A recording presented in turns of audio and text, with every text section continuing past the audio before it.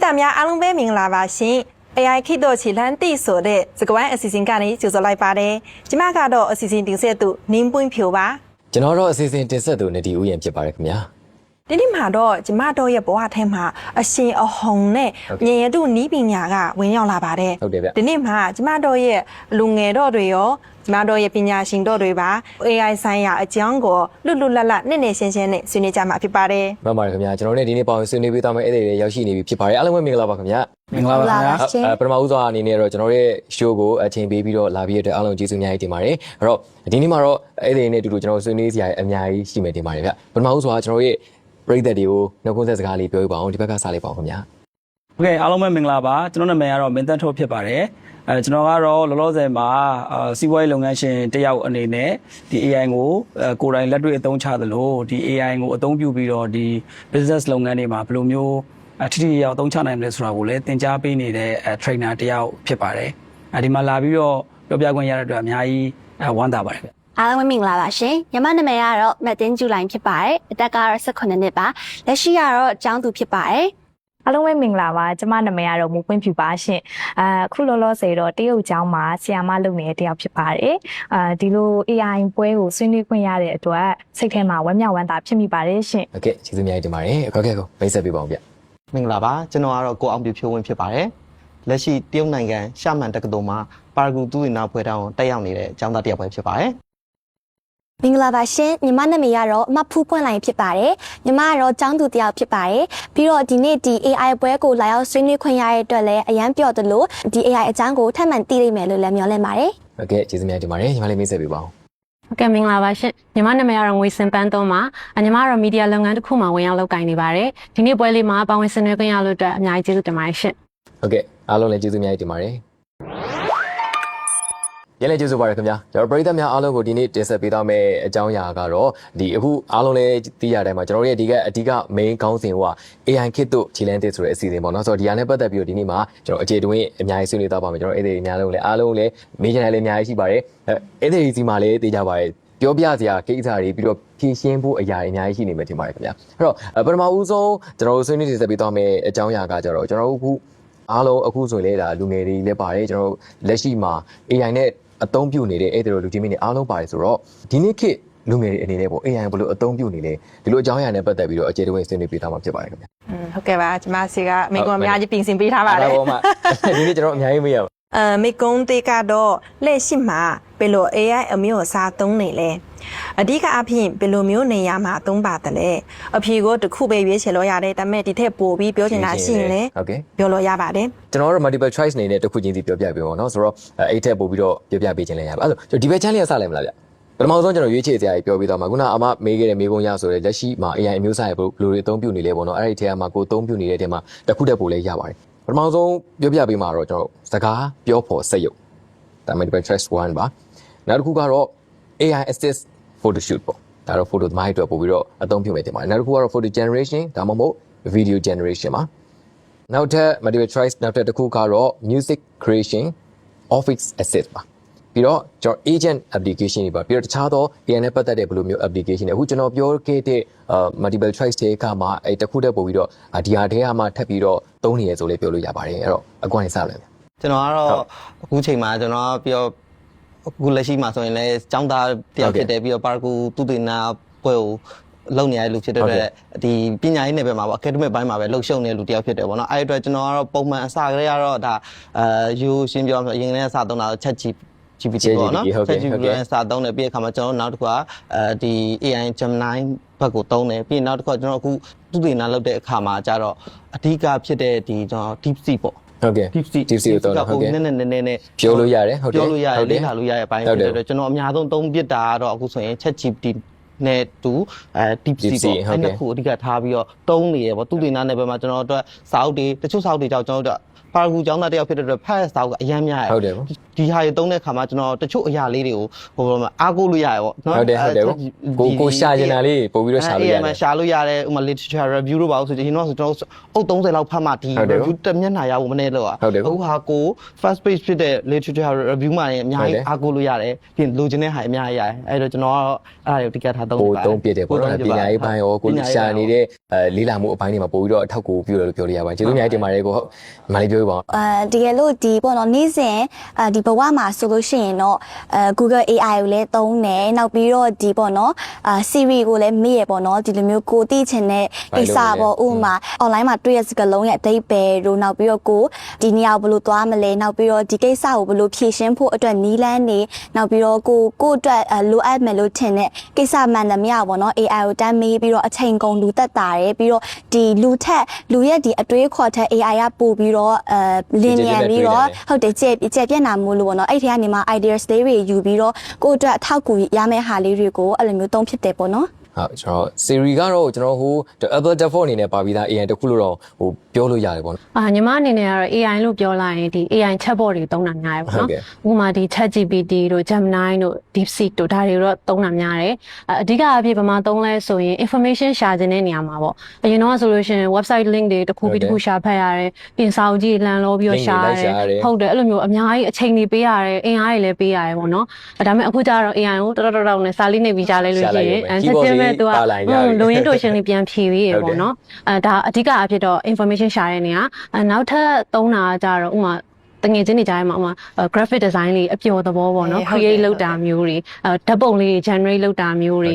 video လေးအပျော် create လုပ်တာမျိုးတွေဒါမျိုးအပိုင်းတွေမှာလည်းသုံးတယ်နောက်တော့ဒီ AI chatbot တွေနဲ့ပတ်သက်ပြီးတော့အရန်သဘောကျတဲ့အချက်ကကြတော့ဒီ analyze လုပ်ခိုင်းတာပေါ့နော်သူတို့ကမှ information တစ်ခုပေးလိုက်မယ်ဒါမှမဟုတ်လည်းပုံတစ်ပုံပြလိုက်ဒီဟာနဲ့ပတ်သက်ပြီးတော့ပြန်ပြီးဖြည့်ရှင်းပေးပါပေါ့ပြန်ပြီးပြောပြပေးပါဆိုလို့ရှိရင်ကိုမသိလိုက်တဲ့ shoe round ကနေပြီးတော့သူတို့ပြန်ဖြည့်ပေးတဲ့အကြောင်းအရာတွေအများကြီးပါတယ်ပေါ့နော်အဲ့လိုမျိုးလေး analyze လုပ်ခိုင်းတဲ့နေရာမှာလည်းအများကြီးသုံးပြပါတယ်ဟုတ်ပို့ပြီးတော့သုံးဝင်လက်ရှိမှာလည်းကျွန်တော်တို့လည်းအဲ့လိုမျိုး analyze ကိုပို့ပြီးတော့သုံးပြတယ်ပေါ့နော်ဒီတစ်ခုပြပြီးတော့ဒါမှန်လားဒါမှားလားဆိုတဲ့အရာကိုအများနဲ့မေးနေရ AI ကတော့ကျွန်တော်တို့ရဲ့ဘဝတွေကနေတော့ထွက်သွားတာမျိုးတော့မဟုတ်ပို့ပြီးတော့ဝင်လာလို့ပြောလို့ရတယ်ပေါ့နော်ဒီတဲ့ပို့အရာအများကြီးပဲဆိုတော့ညာအခုလိုမျိုးသိရတဲ့ကျေးဇူးအများကြီးတင်ပါတယ်ဆိုတော့ဒီဘက်ကျန်အကိုကြီးလေးကျန်ပါသေးတယ်ခင်ဗျဟုတ်အားလုံးရဲ့ဒီမ user ချက်တွေအများကြီးပို့ပြီးတော့သိခဲ့ရတယ်ပရိသတ်တွေကိုယ်တိုင်လည်းကျွန်တော်တို့အခုဒါပရိသတ်တွေကြည့်နေတဲ့အချိန်မှာပေါ့နော်ဒါ live ဖြေနေလို့ရတယ်ငါရောဘယ်လိုမျိုး AI ကိုသုံးနေလဲဘယ်လိုမျိုး AI နဲ့ပတ်သက်ပြီးတော့အသုံးပြုနေလဲဒါတွေကိုကိုယ်တိုင် live ဖြေနေလို့ရပါတယ်ခင်ဗျဒီဘက်ကအကိုနဲ့ညီမတွေရောဘယ်လိုမျိုးအရာတွေပို့ပြီးသုံးပြနေလဲပေါ့ကျွန်တော်ကတော့ခုနကပြောလို့ပေါ့နော်ကျွန်တော်ကတော့ business သမားဖြစ်တယ်နောက်တစ်ခုကစာသင်နေတဲ့သင်ကြားရေးဆရာလည်းဖြစ်တယ်အထူးသဖြင့်ကျွန်တော် AI သင်တဲ့လေသင်တဲ့အခါကျတော့ business နဲ့ပတ်သက်တဲ့ဟာတွေမှာသုံးတယ်ပေါ့နော်ဥပမာ like market research လုပ်တာမျိုးပေါ့နော်ဥပမာအရင်ကဆိုကျွန်တော်တို့က market research ဆိုရင်အသေးအတန်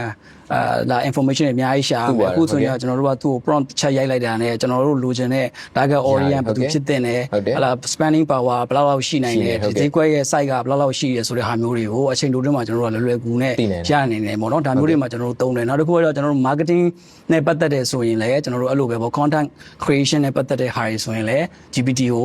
ုကောင်းကောင်းသုံးလို့ရတယ်ပေါ့နော်အဲ့ဒါတွေကတော့ကျွန်တော်တို့ဒါပြောမယ်ဆိုတော့ဒါ generative AI အမျိုးအစားတွေပေါ့နော်ဒါတွေကိုတော့ကျွန်တော်တို့အဲ့မှာသုံးတယ်နောက်တစ်ခုကကျတော့ financial နဲ့ဆိုရင်လည်းအဲ့လိုပေါ့ financial planning ဆိုရင်လည်း financial planning အတွက်ကိုကျွန်တော်ကအခုဆိုရင် example ကျွန်တော် business တစ်ခု idea တစ်ခုရှိတယ်အဲ့ idea ကိုကျွန်တော်ကအကောင့်ထဲပေါ်ခြင်းလဲဆိုရင်အရင်တော့ဆိုရင်ကျွန်တော်က financial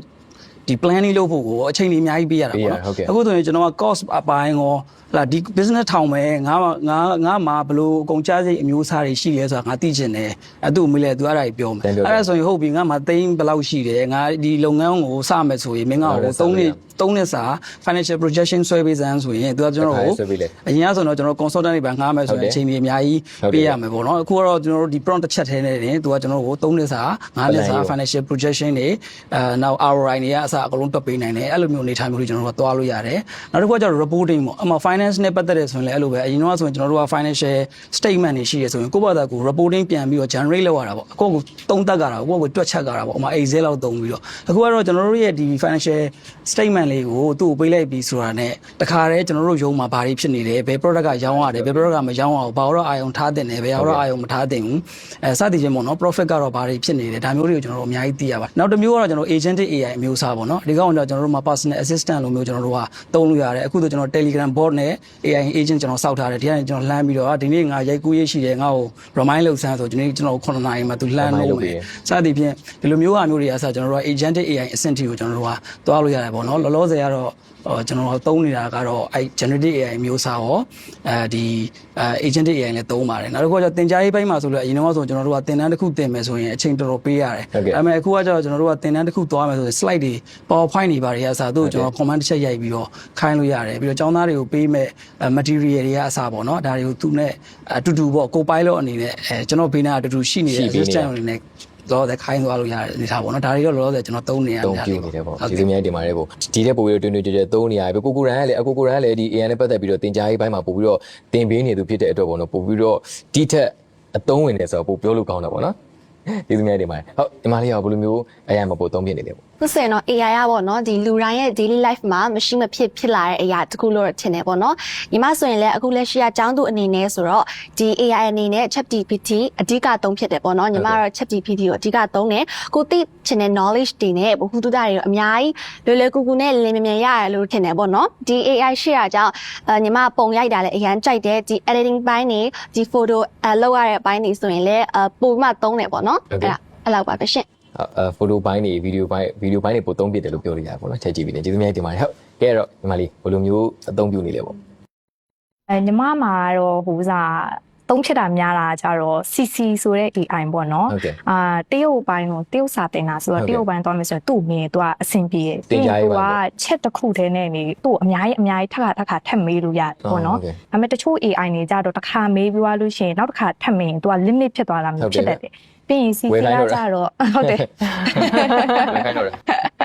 CC ကကြတော့ free လေးဖြစ်တယ်ပေါ့နော်ကိုကဒီမေးခွန်းတစ်ခုမေးပြီးတော့အဲ့ဒီမေးခွန်းပေါ်မှာပဲနောက်ထပ်မေးခြင်းနေဆိုရင်ထပ်ခါမေးလို့ရတယ်ပြီးရင်ပုံ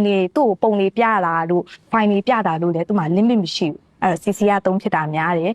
ပြီးတော့တင် ကြားရေးပိုင်းမှာဆိုလို့ရှိရင်ကလေးသေးလေးတွေကိုစာတင်ရတာဆိုတော့လေသူတို့ကစာဆိုရင်သူကပြင်းတယ်ဟုတ်ကဲ့အဲ့တော့ညီမကဘာလုပ်လဲဆိုရင်အဲ့ဒီဟိုပါတယ်Gmon AI ဆိုရဲAI လေးပေါ့နော်အဲ့ဒါနဲ့သူ့အဲ့ဒီကိုတင်ချင်တဲ့စာကိုသူ့ပြောပြလိုက်တယ်ပြီးရင်ဘလို့ဗီဒီယိုလုပ်ပေးပါဆိုပြီးတော့ prompt လေးပေးတယ်သူကနေပြီးတော့ဗီဒီယိုပြန်ပို့ပေးရဗီဒီယိုပဲဖြစ်ပုံပဲဖြစ်တယ်အဲ့ဆိုရင်စာတင်ရဲ့အချိန်မှာပို့အဆင်ပြေပေါ့နော်ကလေးကပြောတာကိုနားထောင်တယ်ပြီးရင်မျက်လုံးကလည်းကြည့်ရဆိုရင်တို့အတွက်ပို့ပြီးတော့မှတ်နိုင်တယ်ပေါ့နော်ပြီးတော့တရုတ်စာလည်းဖြစ်တယ်ဆိုတော့လေသူကဘာသာအစ်တစ်ခုတင်နေရဆိုတော့အဲ့လိုမျိုး AI နဲ့ပေါင်းဆက်ပြီးတော့တင်တာကအဆင်ပြေလို့ဟုတ်ဟိုနီးပညာတိုးတက်လာနိုင်များကျွန်တော်တို့အားလုံးအခုထိုင်နေတဲ့အခုဒီမှာအဲ့ဒီတော့များလေသိမှာပါကျွန်တော်ငယ်တော့တင်ခဲ့ရစာအုပ်တွေပဲဖတ်ခဲ့ရတာနော်ဟိုရုပ်ပုံမြင်ရတယ်စာမြင်ရတယ်ဒါလောက်ပဲပေါ့နော်ကျွန်တော်တို့ demonstration ပြခြင်းတီးတိုင်တော့ပြမလားဒါမှမဟုတ်ယူလာပြမလားအဲ့လောက်ပဲဟိုမြင်ခဲ့ရတော့ငယ်အခုဆိုရင်နော်ဆရာမကိုယ်တိုင်လေဟိုကလေးတွေကိုဘယ်လိုတင်ရမလဲကလေးတွေစိတ်ဝင်စားဖို့ဘယ်လိုလုပ်မလဲ AI နဲ့ပါဒါကတဘာလေးပြောပြပြီးနေဆိုတော့အဲ့တော့ဒီမှာရှိနေကျွန်တော်အဲ့ဒီတော့ကြီးများရဲ့ကျွန်တော်ထင်မြင်စားချက်တွေလည်းအများကြီးသိရှိခဲ့ရပါတယ်အဲ့တော့ပရိသတ်တွေကိုယ်တိုင်ကလေကျွန်တော်အခုမေးခွန်းတွေကိုကြည့်နေတဲ့အခါမှာငါကိုယ်တိုင်ရောဘယ်လိုမျိုး AI နဲ့အသုံးပြုနေတယ်လဲဘယ်လို AI ကကိုယ့်အတွက်အထောက်အကူပြုနေလဲဆိုတော့ကျွန်တော်လိုက်ဖြေနေလို့ရပါတယ်ခင်ဗျာဟုတ်နောက်ထပ်သိချင်တာလေးရှိပါသေးတယ်ဒါကတော့ဆရာနှစ်ယောက်ကိုပို့ပြီးတော့မေးရမယ်တင်တယ်ပေါ့နော်အခုလက်ရှိမှာလေကျွန်တော် AI နဲ့ပတ်သက်ပြီးတော့အသစ်တွေအမြဲတမ်းထွက်နေရပါဘောနော်မျိုးလုံးနှလုံးဖွင့်လိုက်တာတော့ AI တခုကထပ်ထွက်နေတဲ့အချိန်မှာနောက်ထပ်အနာဂတ်မှာရောဘယ်လို AI တွေထပ်လာနိုင်မလဲပေါ့ကျွန်တော်ထင်တော့ဒီဟိုပါ agentic AI ပေါ့ agentic AI ဆိုတော့ကတော့ကျွန်တော်တို့ကိုစား perform test တစ်ခုကိုသူ့ဘာသူအစအဆုံး perform decision မှာချပြီးတော့လုပ်ပေးနိုင်မယ့် AI မျိုးစားတွေက in the future မှာအများကြီးဖြစ်လာနိုင်ပါတယ်ဥပမာအပြင်ကျွန်တော်တို့ booking တင်ပေးတာတို့ကျွန်တော်တို့ကို personal assistant အနေနဲ့ကျွန်တော်ရဲ့ schedule တွေကိုပြင်ပေးတာတို့ကျွန်တော်ကိုနေပူတယ်နော်ထီဆောင်သွားအောင်တို့ဘာတို့ညာတို့အခါစားသူ့ဘာသူ weather ကိုကြည့်ပြီးတော့ကျွန်တော် remind လုပ်တာတို့စသည်မလို့လို့ပေါ့ဆရာ AI နဲ့တရားနေအဲ့လိုမျိုးအဲ့လို agentic AI ဆိုတော့အဲ့လိုပေါ့နော်လူတစ်ယောက်ကို perform တစ်ခုလုပ်ပေးမယ်ဆိုတော့အမျိုးအစားတွေအများကြီးဖြစ်လာနိုင်ပါတယ်နောက်တစ်ခုကကျတော့ကျွန်တော်တို့ voice AI ပါ voice ကကျတော့ကျွန်တော်တို့ဘယ်လိုပဲဖြစ်ဖြစ်မြည်တို့ပင်ဆိုကမှုလက်ရှိမှာကျွန်တော်စာရိုက်နေရတယ်ပေါ့နော် in the future မှာတော့ကျွန်တော်တို့ဒီအတန်နဲ့ပတ်သက်တဲ့ voice AI တွေကအများကြီးပဲပို့ပြီးတော့ဖြစ်လာနိုင်ပါတယ်ဖြစ်နိုင်တယ်ပေါ့နော်နောက်တစ်ခုကကျတော့ language focus ပေါ့ဥပမာမြန်မာတွေအတွက်ပေါ့ အခုဆိုရင်ကျွန်တော်တို့ကမြန်မာ language ဆိုရင်မြန်မာ language အတန်ကိုအခုနောက်ဆုံးထွက်တဲ့ Gemini TTS ဆိုရင်တော်တော်လေးကိုကောင်းလာတယ်ပေါ့နော်အဲ့တော့အဲ့လိုမျိုးဟို language focus ဖြစ်တဲ့ဟာတွေဖြစ်လာနိုင်တယ်နောက်တစ်ခုကကျတော့ကျွန်တော်တို့ကကျတော့ industry focus ပေါ့ industry focus ဆိုတာကကျတော့ဥပမာကျွန်တော် medical AI ပေါ့ဒါဆိုရင်ဒီလူနာရဲ့ information တွေကိုကြည့်လိုက်တာနဲ့သူဘာ diagnosis လုပ်ပေးတဲ့နဲ့ဘာညာဆိုတဲ့ကိစ္စမျိုးတွေကိုပြောပေးတဲ့ AI မျိုးစားတွေဒါမျိုးတွေပေါ့နော်ဥပမာစီးပွားရေးမှာဆိုလည်းအခုတို့ကျွန်တော်တို့ကရေဘူးအဖြစ် AI တွေတော့ရှိတယ်ဒါပေမဲ့ကျွန်တော် in the future မှာကျွန်တော်ဘာဖြစ်မလဲလို့ပြောရင်ဥပမာကျွန်တော်တို့ဒီ real estate အတွက် AI retail အတွက် AI law ဥပဒေနဲ့ပတ်သက်တဲ့ AI မျိုးစားပေါ့ဒါမျိုး specific ဖြစ်တဲ့ဟာမျိုးလေးတွေလည်းကျွန်တော်တို့ကဖန်တီးပြီးတော့ဒါမျိုးတွေတော့ပို့ပြီးတော့ဖြစ်လာတယ်လို့ကျွန်တော်မြင်ပါတယ်ဗျဟုတ်ကဲ့ဆရာဟို assist လုပ်ပေးတဲ့အရာတွေပုံမြင်လာရနိုင်လို့ပြောလို့ရမှာเนาะကျွန်တော်တို့ရဲ့ဟိုလိုအပ်နေတဲ့တနေ့တိုင်းသူကပဲပို့ပြီးတော့ဖြည့်ဆည်းပေးနေတဲ့အရာတွေပုံမြင်နိုင်ရမယ်ထင်တယ်เนาะဆရာကဘယ်လိုမြင်ပါလဲဆရာပြောရလဲတော့ပြည့်စုံနေပါတယ်ဘယ်လိုလဲဆိုတော့ကျွန်တော်ကလေကျွန်တော်ဘောင်တွင်ရကြည့်မယ်ဆိုရင်ဒီသူတေနာနယ်ပယ်ကျွန်တော်ပညာရေးနယ်ပယ်ရကြည့်မယ်ဆိုပညာရေးနယ်ပယ်မှာဆိုရင်လည်းဒီပေါ့နော်နောက်ပိုင်းပေါ်လာမဲ့ဟာရပညာရေးနယ်ပယ်ဆိုလို့သတ်မှတ်လိုက်ပြီဆိုရင်တော့ကျွန်တော်2မျိုးရှိတယ်ကျွန်တော်ဆရာလုပ်တဲ့ဒီသင်ကြားရေးနယ်ပယ်တစ်ခုရှိမယ်နောက်တစ်ခုကသူတေနာလုပ်တဲ့ research နယ်ပယ်ရှိတယ်တက္ကသိုလ်ကြီးမှာဆိုရင်လည်းကျွန်တော်တို့ဆရာမရဲ့အနေနဲ့မှာကျွန်တော်ဆရာ2မျိုးအားတာရဲ့ဆရာ2မျိုးပေါ့နော်ဆရာ2မျိုးဆိုတာဒီတက္ကသိုလ်ကဆရာကြီးမှာလည်းတချို့ကြောင်သူတေနာဟိုပဲအဓိကထားလုပ်တဲ့လူတွေကြောက်တယ်ဒီ research နဲ့ပတ်သက်တဲ့သူတွေနဲ့ပတ်သက်တဲ့ AI tool တွေကိုအဓိကထားသုံးတယ်အဲ့မှာ AI tool တွေကတင်ပြချက်တွေကတချို့ AI tool တွေဟာဆိုရင်တော့ AI ဆိုတဲ့သဘောကသူ့ကိုပြုစုပြောထောင်ထားတဲ့လူရဲ့ပုံမှာမှီညမ်းပြီးသူ့ကိုလှုပ်ထားတဲ့လူဒါအမှန်သူကအဲ့သူဖတ်ထားတဲ့စာအုပ်တွေဒါအမှန်သူတို့အဲ့လိုမျိုးတင်ပြတာအဲ့ခါမှာတချို့သူမဖတ်ထားတဲ့ဟာတွေကျရင်သူကအမားလို့ပြောရမှာပေါ့နော်သူတင်ပြမှုကအရန်အပေါ်ရန်ဆန်တယ်အဲ့ခါကျမှကျွန်တော် AI နေသုံးတဲ့ခါမှာနောက်ပိုင်းကျရင်ဘာဖြစ်လာမလဲပို့ပြီးတော့နေပယ်မှာဆရာပြောလို့တိတိကျကျဖြစ်တဲ့ဒီ trans တွေပေါ့နော် result သူတွေနာတော့တိတိကျကျဖြစ်တဲ့ AI တွေကိုပို့ပြီးအဓိကထားသုံးလာလိမ့်မယ်ကျွန်တော်အခုနလို medical trans ဘိုင်းနေ medical သွားရေးဘိုင်းနေသူတင်တာပြီးတော့ပညာရေးသမားလည်းဒီလိုပဲပညာရေးတော့ခုနဆရာမလေးပြောသလိုပဲပညာရေးဘိုင်းမှာတကယ်ကိုအသုံးရမယ်ဒီ AI နဲ့ပတ်သက်တဲ့ဒီကလေးတို့အများကြီးတင်ထားကူပြုတဲ့ဘိုင်းနေသွားတဲ့ AI တွေကိုအဓိကပို့ပြီးအဓိကထားသုံးလာမယ်မြင်လာမယ်ပြီးတော့နောက်ဆုံးတစ်ခုအနေနဲ့ဆိုရင်တော့ဆရာကပြော voice AI ပေါ့အကုန်လုံးပြင်းလာကြရကွာကိုတော်မှဒီလိုပဲတခါကျရင်စာမြိုက်ချင်တော့ငါဒီလိုလုပ်ချင်တယ်ငါဒီစာအုပ်လေးကိုဖတ်ချင်တယ်ငါ့ကိုဒီစာအုပ်လေးကိုရှာပေးပါဒီစာအုပ်ရဲ့ဘယ် page စာမျက်နှာဘလောက်ကရေးထားအကြောင်းအရာလေးကိုငါအဓိက highlight နေနဲ့သိချင်တယ်ပြောပေးပါဆိုရင်ဒါတိကျတဲ့ဟာကိုတင်ပြရဲကျွန်တော် AI မျိုးတွေကိုကျွန်တော်နောက်ပိုင်းကျရင်ပို့ပြီးသုံးလာနိုင်မယ်လို့ယုံကြည်ပါတယ်ဟုတ်ကျေးဇူးများတင်ပါတယ်တော့ဆရာတယောက်ချင်းစီတိုင်းမှာတော့ကိုဘက်ကအမြင်နေပေါ့နော်ဆရာဘက်ကဆိုလဲဒီ finance နဲ့ပတ်သက်တာတွေရောလုပ်ငန်းပိုင်းဆိုင်ရာနဲ့ပတ်သက်ဆရာဆိုလဲဆရာလက်ရှိသင်ကြားနေတဲ့အပိုင်းတင်ထောက်ကူနဲ့ပတ်သက်တာပိုမြင်လာရနိုင်မှာဆိုတော့အားလုံးကလည်းသိကြတယ်နော်ကျွန်တော်အနာဂတ်မှာလည်းဘာတွေဖြစ်လာလဲတော့တွေးစရာအများကြီးရှိပါတယ်နော်ဆိုတော့ကျွန်တော်လေလို့ဒီမှာလိုတော့မှာပါ MC နေရာမှာ AI နေဖြစ်လာနိုင်ပါတယ်ဟုတ်ကဲ့အမရောနောက်ထပ်ဘာတွေများမေးဖို့ကြံသေးလဲဟုတ်ကဲ့ပါဒီမှာနောက်ထပ်မေးခွန်းကတော့တင်းအနေနဲ့ဒါမှမဟုတ် AI ဖန်တီးသူအနေနဲ့ဘယ်လိုနယ်ပယ်တွေကိုအဓိကထားတင်လဲဆိုတာထင်ပါတယ်လေဟုတ်ကဲ့အဖြေကိုတစ်ခုပဲရွေးလို့ရတယ်ဒီထက်ပိုပြီးတော့ပြောချင်တာရှိရင်ပြောလို့ရပါတယ်ရှင်ဟုတ်ကဲ့ဒီမှာပြောမယ်နော်ဟုတ်ပထမတစ်ခုကပညာရေးနဲ့ကျွမ်းကျင်မှုမြင့်တင်ခြင်းဟုတ်ကဲ့နောက်တစ်ခုကအလို့အကိုင်နှင့်စီးပွားရေးအခွင့်အလမ်းမြင့်တင်ခြင်းဟုတ်ကဲ့ပြီးတော့ယဉ်ကျေးမှုအမွေအနှစ်ထိမ့်သိမ်းဆောင်ရှောက်ခြင်းပြီးတော့အခြားလည်းပြောလို့ရပါတယ်ဟုတ်လူတွေပို့လို့မြင်မလဲပေါ့နော်ဘယ်သူကပြောချင်လဲလက်ထောင်ပေးပါအောင်ဒီဘက်ကဆရာတွေဘက်ကပဲစနေရတော့ဟိုဘက်ကညီမလေးဘက်ကစလိုက်မယ်နော်ဒီဘက်ကစလိုက်မယ်ဟုတ်ဟုတ်ကဲ့ဘာတွေပိုမြင်မိလဲပေါ့ဒီနောက်ပိုင်းမှာတော့เนาะဒီ AI တွေကိုတော့ညီမထင်တော့ဒီကျမ်းမာရေးနယ်ပယ်မှာအသုံးချမယ်ဆိုရင်တော့ပို့ပြီးတော့လူတွေအတွက်အကျိုးရှိမလားပေါ့နော်ဒီဆေးဝါးအသစ်အဆန်းတွေဖော်ထုတ်တဲ့အခါမှာရောနောက်တော့ဒီခွဲစိတ်ပြုပြင်မှုတွေလုပ်တဲ့အခါမှာရောပို့ပြီးတော့အသေးစိတ်ကြပြီးတော့ပို့ပြီးတော့တီးကြတဲ့ AI ရဲ့စွမ်းဆောင်ရည်နဲ့ဆိုရင်လူသားတွေကပို့ပြီးတော့တက်တန်းလဲရှည်လာနိုင်တယ်လို့ဒီတက်တန်းမရှည်လာဘူးဆိုရင်တော့မှဒီရှိနေတဲ့တက်တန်းပေါ့နော်ဥပမာ260လား90လား80လားဒီတက်တန်းအတွင်းမှာယောဂဘေးကရှင်းနေပေါ့နော်ဒီပို့ပြီးတော့ life ကို enjoy လုပ်နိုင်ပြီပေါ့ပို့ပြီးတော့ဘဝကိုတတနဲ့ယောဂဘေးကကင်းရှင်းစွာနဲ့နေနိုင်မယ်လို့ထင်ပါတယ်ဒါကြောင့်မို့လို့AI ဖန်တီးသူတွေအနေနဲ့ဒီကျန်းမာရေးနယ်ပယ်ကိုပို့ပြီးတော့ focus ထားတဲ့ AI အသစ်အဆန်းတွေပေါ့နော်ဒါမျိုးတွေပို့ပြီးတော့ဖန်တီးပြီးရင်ကောင်းမှာပဲလို့ထင်မိပါတယ်ရှင့်โอเคအဲ့တော့နောက်ထပ်ကြတော့မနေစားလိုက်အောင်ဒီအလုပ်အကင်နဲ့စီးပွားရေးဘက်မှာဆိုလို့ရှိရင် AI တွေကပေါ်လာတော့လေအဲ့ဒါဒီ AI နဲ့လူတွေနဲ့အလုပ်တူတူတွဲလုပ်ပြီးတော့နောက်ထပ်လူအတွက်ပေါ့နော်နောက်ထပ်အလုပ်အသစ်တွေဘာတွေရှိလာနိုင်လဲပေါ့နော်အဲ့ဒီဘက်မှာပုံမြင်ရနိုင်တယ်ပေါ့ လုပ်ငန်းပိုင်းဆိုင်ရာနဲ့ဟုတ်တယ်နော် ဟုတ်တယ်လုပ်ငန်းပိုင်းဆိုင်ရာနဲ့လူအတွက်အလုပ်အသစ်တွေပေါ့နော် ကဲအဲ့တော့မလေး ဟုတ်ညီမတော့အဲ့လိုမျိုးနောက်ပိုင်းမှာဒီ AI ကလူတွေရဲ့ခံစားချက်ကိုလည်းပို့ပြီးတော့တည်ပြီးတော့ပေါ့နော်တကယ်လို့ကိုတယောက်တည်းဖြစ်နေတဲ့ချိန်ကိုကြောက်နေတဲ့ချိန်တို့မဟုတ်အစမပြေမှုတွေဆိုရင် AI နဲ့တူစကားပြောပြီးတော့အဲ့ရနေပြီးတော့ပို့ပြီးတော့ပေါ့နော်စိတ်ကိုနှစ်သိမ့်လို့ရရပေါ့နော်ပြီးတော့ဒီပေါ့နော်နောက်ပိုင်းမှာပညာရေးဆိုရင်လည်းကိုယ့်ရဲ့ personal အဲ့ teacher အနေနဲ့လည်းတွားပြီးတော့တင်ခိုင်းလို့ရတယ်နောက်ပြီးတော့ပိုကောင်းတဲ့အထောက်အကူပြုမယ်လို့ရထင်တယ်ပေါ့နော် မလေးတငယ်ချင်းမြင်စေးဆိုးတော့မှာပဲတငယ်ချင်းတွေသူ့စကားနားမထောင်ဘူးထင်ပါတယ်စတာပါဟုတ်ပါတယ်ကျွန်တော် AI လည်းအဲ့လိုမျိုးဘေးနားနေကိုယ့်ရဲ့ဟိုနောက်တချို့ AI တွေကြောင့်လည်းဒီအတွေးမြင်ပိုင်းရဆိုတော့သူတို့ကလည်းဘယ်လိုပဲ AI လို့ပဲပြောပေါ့နော်ဟို robot နည်းနည်းစတန်နေပြီပေါ့နော်စကားပြောတာတွေကစကိုယ်ခန္ဓာချက်အရင်နားမလေသေးဘူးနောက်ဒီတက်ပို့ပြီးတော့နားလည်နိုင်တဲ့အရာတွေရှိလာနိုင်တော့မစိုးဘူးလို့ပြောလို့ရတယ်လို့ပို့ပြီးတော့ကဲဟုတ်ကဲ့ပါဗျအဲ့တော့အားလုံးရဲ့ team user ချက်တွေအများကြီးသိရဝမ်းသာပါတယ်နောက်ထပ်မီဒီယာလေးကြံပါသေးရဲ့ break တက်တွေကလည်းသိရပါတယ်ဒီတက်ပို့ပြီးတော့သိကျင်တဲ့အကြောင်းရှိနေဦးမှာပါအဲ့တော့နောက်ထပ်ကျွန်တော်ရဲ့အစီအစဉ်လေးကြည့်ရှိနေပါသေးရဲ့ခင်ဗျကျွန်တော်ရဲ့လက်ရှိတင်ဆက်ပေးနေတဲ့အစီအစဉ်ကတော့ AI Kit တို့ခြေလမ်းသစ်ဆိုတဲ့အစီအစဉ်ဖြစ်ပါတယ်ခင်ဗျဟုတ်ကဲ့ပါအခုကျမတို့ရဲ့အစီအစဉ်ရဲ့စိတ်လှုပ်ရှားစရာကောင်းတဲ့အပိုင်းကိုရောက်နေပါပြီခုနကအကိုအမတော့ပြောသလိုမျိုးပဲ AI ကဖုန်းထဲမှာကွန်ပျူတာထဲမှာရှိတယ်အခုခေတ်မှာမြင်ကိုတွေ့မြင်နိုင်တဲ့ရုပ်ပိုင်းပုံစံနဲ့ဖြစ်ပေါ်လာပါပြီ။နောက်ရောက်လာပြီနော်။ဟုတ်တယ်။ဟိုဘာလို့ဆိုကျွန်တော်အထူးသဖြင့်အခုပြောဝိုင်းထဲမှာဆိုအားလုံးရဲ့အမြင်တွေဆိုရှင်းပါတယ်နော်။ဒီပြင်ကျွန်တော်လုံးနိုင်တဲ့အရာတွေပုံမှန်ထက်ကိုကျွန်တော်ဖုန်းနဲ့ screen ထဲမှာပဲမဟုတ်တော့ဘဲနဲ့တငယ်ချင်းတယောက်လိုမျိုးလုံးနိုင်တဲ့အရာအရင်များလာပြီ။ဒီတဲ့ပို့ပြီးတော့လုံးနိုင်တဲ့အရာတွေလည်းပို့ပြီးတော့မြင်လာရရပေါ့နော်။နောက်ခုပို့ပြီးတော့ဟိုလူသိများတဲ့အကြောင်းအရာတခုရှိတယ်။အဲ့ဒါကြတော့အားလုံးလည်းကြည့်လိုက်ကြမယ်ထင်ပါတယ်ကျွန်တော်ဒီ AI စနစ်နဲ့ထိန်းချုပ်ထားတဲ့ robot တွေလည်းအများကြီးတွေ့လိုက်ရမယ်ထင်ပါတော့သူတို့လုံနိုင်စွမ်းနေအရင်မြင်ရတယ်ပေါ့နော်ဆိုတော့ဒီတက်ပို့ပြီးတော့စိတ်လှုပ်ရှားစရာကောင်းတာတွေလည်းထပ်ပြီးမြင်အောင်မယ်ထင်ပါတယ်အဲ့ဒါကြောင့်အခုကျမတို့ရဲ့အသက်တွေရောပရိသတ်တွေပါ AI နဲ့ဆိုင်ရာအရင်စိတ်လှုပ်ရှားစရာကောင်းတဲ့ဗီဒီယိုကိုအတူတူကြည့်ရှုလိုက်ကြရအောင်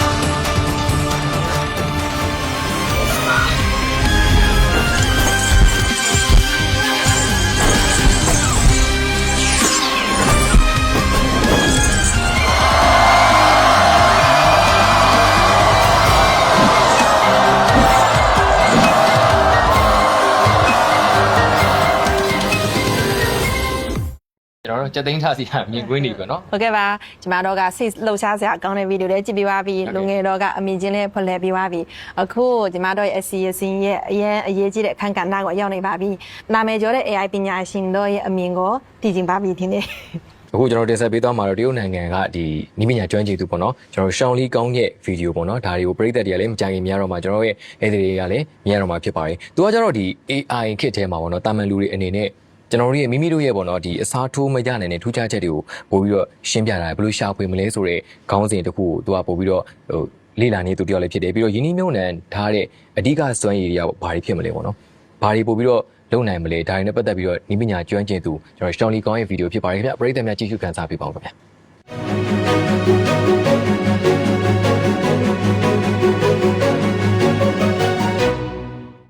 对年轻人来说，毫无疑问啊，年轻人在整个 AI 发展中间，第一，他们会拥有巨大的机会；第二，他们拥有非常强大的创造力。想一想，我们中国，比如说80年代有很多的一群年轻人，他们做的技术、产品、能力很多都是用 AR 的。那对于 AR 呢，而且就是年轻人呢，他对我们这个年龄大的人，他们的认识、理解、结合的能力，他可以超出我们的感觉。举个例子，我们大家都知道张一鸣啊，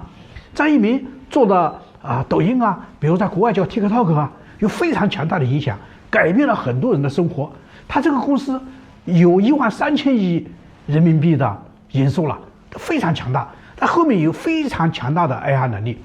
他是最初做传统媒体的，我也是最初做传统媒体的。那我为什么比不上张一鸣呢？因为我们对传统媒体的理解受了很多传统的限制。然而呢，他们呢进入了媒体的这个领域呢，他们就用新的技术，用新的 AR 能力来改变了这个媒体的形态。所以从这样的一个角度来说，年轻人他们最大的能力就是他们有创新力，他们能够理解 AR 对传统能力的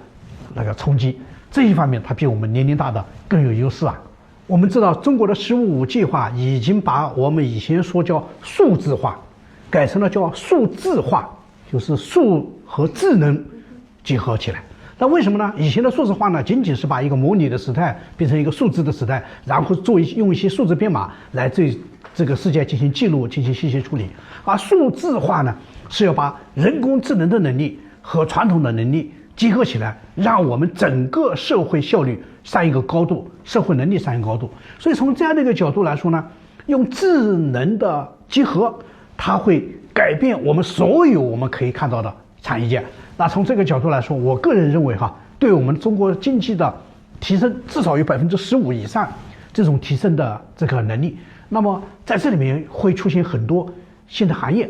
新的产业和新的机会，同时呢，也让我们原来的传统产业变得更加强大，更加有竞争力。比如说，我们以前做一个产品，我们是要有很多人来去做，它的效率呀，它的提升能力是非常难的。现在呢，就可以做的比较简单。讲一个你们电视行业最简单的问题，我们以前做一个电视，做一个剪接，做一个这些方面的能力，我们需要买一个几十万块钱的软件，需要很专业的人才能处理。现在呢，我们一个普通人，我们拿着一个手机，甚至我们都可以做一个基本的编辑，所以把这方面的能力做了巨大的改变。这件事情对于整个的中国经济发展都是有价值的，当然也对世界经济发展也是会有影响的，也会对世界经济发展有正面的带动意义。其实你想，我们的数字发展并不仅仅是我们中国人能够享受到这些。那么同时，我们技术的提升、能力的提升，我们要让整个的人类文明，让整个世界的年轻人都能享受到这样的机会。那这里面呢，我觉得是有2大方面。一个方面呢，是我们把我们优秀的产品、优秀的能力，我们有高品质的产品、廉价的能力，然后让它走向世界，为世界人民提供那个很好的服务、很好的产品。同时呢，我们要把我们自己的技术能力和很多的周边国家结合起来。我们有强大的产业能力，但是我们也知道，世界各国他们有很多地方，他们有很好的资源啊，有很多的人力啊，有很多的那个年轻人呐，也有很好的市场啊，然后他们也要发展，也要提升自己的能力。如果他们的比如说生产制造、服务能力各个方面要有提升，传统的那种效率很低的肯定不行，需要把我们的智能化的能力和他们的产业发展结合起来，把给这些年轻人以更多的机会，让这些国家也有更多的机会，整个世界和我们中国一起成长。所以我们总书记说的叫人类命运共同体，我们是要在一起来把这个世界建设得更加美好。智能化是我们让这个世界更加美好的一个基础能力。ပရိသတ်များအားလုံးကြည့်ရှုခဲ့ရတာကျွန်တော်နီးပညာကျွမ်းကျင်သူကြောင့်ရှောင်းလီကောင်ရဲ့ဗီဒီယိုဖြစ်ပါတယ်အဲ့တော့ပရိသတ်တရားတွေကြည့်လိုက်တဲ့အခါမှာအတွင်းမြင်အသစ်တစ်ခုထပ်ပြီးတော့ရသွားမယ်ထင်ပါတယ်ကျွန်တော်ရဲ့မရှိနေအဲ့တဲ့တော်များအားလုံးကလည်းရသွားမယ်ထင်ပါတယ်ဆိုတော့ဒီအကြောင်းအရာနဲ့ပြန်ပြီးတော့ဆွေးနွေးကြတာတော့AI ကတော့အခုဆိုရင်ကျွန်တော်ဒီအသက်အရွယ်လိုက်ကျွန်တော်တို့ပတ်ဝန်းကျင်ကိုကျွန်တော်လူမှုအတိုင်းဝိုင်းအရာပဲလုပ်ငန်းခွင်မှာတစ်ခုချင်းစီကျွန်တော်နေပေတော့ဝင်လာပြီပေါ့နော်ဆိုတော့ကိုယ့်ရဲ့ဘေးပတ်ဝန်းကျင်မှာရှိတဲ့အမှတကယ်ချင်းမိတ်ဆိုတော့လည်းကောင်းမိသားစုတော့လည်းကောင်းပေါ့နော်သူတို့အနေနဲ့ AI ဘယ်လိုမျိုးအသုံးပြုနေလဲသူတို့အသုံးပြုတဲ့ ဘာတွေပို့ပြီးတော့မြင်တွေ့ရလဲပေါ့နော်ဒါလေးမေးချင်ပါတော့ညီမလေးကစားချင်ပါ ညီမတို့ပတ်ဝန်းကျင်မှာဆိုရင်အနီးဆက်ဆုံးကတော့အမေပေါ့နော်ညီမတို့ဟင်းချက်ပေးဖို့အတွက် AI ကိုအသုံးပြုပြီးတော့သူဟင်းဘယ်လိုချက်မလဲ AI ကိုအသုံးပြုပြီးတော့ तू ကဒီဟင်းကိုဘယ်လိုချက်မလဲ तू အမြဲတမ်းကြည့်ရပေါ့နော်ပြီးတော့နောက်တစ်ချက်ကတော့ outfit तू AI ကိုမေးရ तू ဒီလိုမျိုးဒီအယောင်နဲ့ဒီအယောင်နဲ့တွဲရင်လိုက်လားမလိုက်ဘူးလားဒါပတ်ဝန်းကျင်မှာအနီးဆက်ဆုံးဆိုရင်တော့မေမေကတော့အဲ့လိုမျိုးအသုံးပြုလေးရှိရပေါ့နော် နေစလေပဲအန်ဒီလိုပြောပြရအောင်ဟုတ်ကဲ့ AI ချက်တာပေါ့အရသာရှိလားမေမေကိုဟာဝတီထင်တာအရ ရလာရှိတာ ကိုပါတီထနာ မင်း တော့ တို့တက်ပါပြီမင်းတို့တက်ပါပြီ ကိုအောင်တီထနာတော့ပို့အရတာရှိရပေါ့နော်ဒါပေမဲ့အခုဆိုရင်ညီမတို့ကလူငယ်ဆိုတော့အပြင်ကအစားတောက်ကိုပို့ပြီးမှကြိုက်တယ်ကြိုက်တော့မမေကလည်းအော် तू ကအခုဒီခေတ်တဲ့နီးပညာနဲ့ဘယ်လိုမျိုးချက်မှကလေးတွေကြိုက်တဲ့အရတာပေါ့နော်ညီမတို့ကအပြင်ကပြောရမယ်ဆိုရင်လူကြီးတွေအနေနဲ့ဆိုရင်မကောင်းတဲ့ဒီ chemical များတဲ့အစားတောက်ကိုပို့ကြိုက်တော့ तू ကလည်းဒီ AI နဲ့တွဲပြီးတော့မှဘယ်လိုမျိုးချက်မှ healthy လည်းဖြစ်တယ်ပြီးရင်လူငယ်တွေလည်းကြိုက်တယ်အဲ့လိုပုံစံပေါ့နော် nice level မီပေါ့နော်နော်ကဲအဲ့တော့ညီမလေးကိုမေးချင်ပါတယ်ဆိုတော့ media နယ်ပယ်မှာလည်းလုပ်နေရဆိုတော့ဒီကိုယ့်ရဲ့ပတ်ဝန်းကျင်မှာရောဘယ်လိုမျိုး AI နေကိုအသုံးပြုနေလဲပေါ့ ညီမတို့ဒီလုပ်ငန်းခွင်နဲ့ပတ်သက်ပြီးပြောလိုက်မယ်ပေါ့နော်လုပ်ငန်းခွင်မှာဆိုလို့ရှိရင်ညီမတို့လုပ်ဖို့ကိုင်ဘက်တွေတော်တော်များများပေါ့နော်ဟို AI ကိုအသုံးပြုတယ်ဆိုတာလေ AI ကိုအသုံးချပြီးတော့ကိုယ့်ရဲ့အလုပ်တွေကိုပို့ပြီးတော့မြန်ဆန်အောင်လုပ်တာပေါ့နော်အရင်တော့အချိန်2နာရီလောက်ပေးရမယ့်အလုပ်က AI ကိုသုံးလိုက်တဲ့အခါမှာ15မိနစ်20လောက်နဲ့ပြီးသွားမယ်ဒါမျိုးတွေပေါ့နော်ပြီးတော့ဆန္ဒအကုန်မေးခဲ့တဲ့မေးခွန်းရဒီ AI ကဟိုအလောက်ကင်မရွေးအသက်အရွယ်မရွေးကိုရောက်သွားပြီလားဆိုရင်တော့ရောက်သွားပြီလို့တော့ပြောချင်တယ်။ဘာလို့ဆိုရင်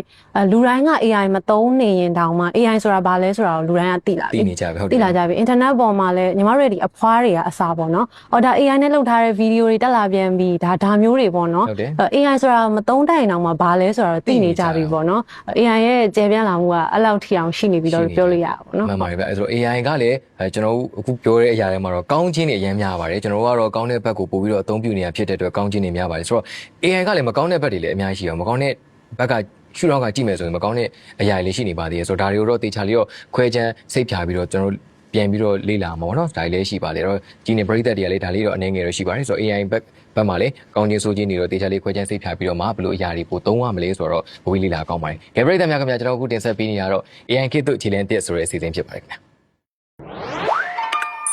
AI နီးပညာကကျမတို့ရဲ့နေ့စဉ်ဘဝကိုဘလောက်နီးကစွာဝင်ရောက်လာလဲသိလာပါပြီဟုတ်တယ်ဘလောက်ဒီနီးရောက်နေလဲပြီးတော့အခုဆိုရင်လေကျွန်တော်ပရိသတ်တွေကြည့်နေတဲ့အခါမှာကျွန်တော်ဧည့်သည်တယောက်ချင်းစီရဲ့စကားလေးတေချာလေးနားထောင်လိုက်မယ်ထင်ပါတယ်အဲ့တော့လုပ်ငန်းခွင်တွေပြင်မှာရောကျွန်တော်တို့တင်ငယ်ချင်းအရာရောမိတ်ဆွေအရာရောမှဟို personal assistant အနေနဲ့ရောပြီးတော့ entertainment အနေနဲ့ပါကျွန်တော်တို့နားဘလောက်ဒီကူညီထောက်ပံ့ပေးနေလဲကျွန်တော် AI ကကျွန်တော်တို့ဘလောက်ဒီကူညီထောက်ပံ့ပေးနေလဲဆိုတဲ့အကြောင်းအရာတွေကိုတိုးတယောက်ချင်းကလည်းပြောကြားပေးခဲ့တယ်ပရိသတ်တွေသိမယ်ထင်ပါတယ်အဲ့တော့နှစ်နေ့လာကြိုးစားမယ့်အရာမျိုးတွေကိုခဏလေးနဲ့လုပ်ပြသွားတာမျိုးပေါ့နော်အဲ့တော့အကြာကြီးလုပ်ရမယ့်အရာမျိုးစက္ကန့်ပိုင်းတွင်ဖြစ်သွားတာမျိုးကိုလုပ်ပေးနိုင်တဲ့အတွက်တကယ်ကိုကောင်းမွန်တော့ရောက်လာခြင်းလို့ပြောလို့ရပါတယ်ဟုတ်ကဲ့ပါနောက်ထပ်အပိုင်းလေးတွေထဲမှာဘယ်လိုမျိုးစိတ်ဝင်စားစရာကောင်းတဲ့အကြောင်းအရာလေးတွေပါဝင်မလဲဆိုတာစမြောက်ကြည့်ရှုအားပေးပါအောင်လို့ပြောကြရင်းနဲ့ဒီအပိုင်းလေးကိုရနာခွင့်ပြုပါအောင်ရှင်ဟုတ်ကဲ့ပါပရိသတ်များလည်းကျေးဇူးများတင်ပါတယ်ကျွန်တော်တို့ဒီနေ့မှာဆွေးနွေးပေးခဲ့တဲ့ဧည့်သည်တော်တူတယောက်ချင်းစီလည်းကျေးဇူးများတင်ပါတယ်ခင်ဗျာအချိန်ပေးလေကျေးဇူးများတင်ပါတယ်ပရိသတ်တွေကလည်းကျွန်တော်တို့ဒီနေ့အစီအစဉ်မှာ AI နဲ့ပတ်သက်တဲ့အကြောင်းအရာတွေကိုကြည့်လိုက်ရတဲ့အတွက်ကျွန်တော်အားရမယ်တင်ပါတယ်နောက်ပိုင်းလေးလည်းဆက်လက်ပြီးတော့ကြည့်ရှုအားပေးပါအောင်ဘလို့အကြောင်းအရာတွေကိုဆွေးနွေးပေးသွားမလဲဆိုတော့ဆက်အားပေးပါအောင်ခင်ဗျာ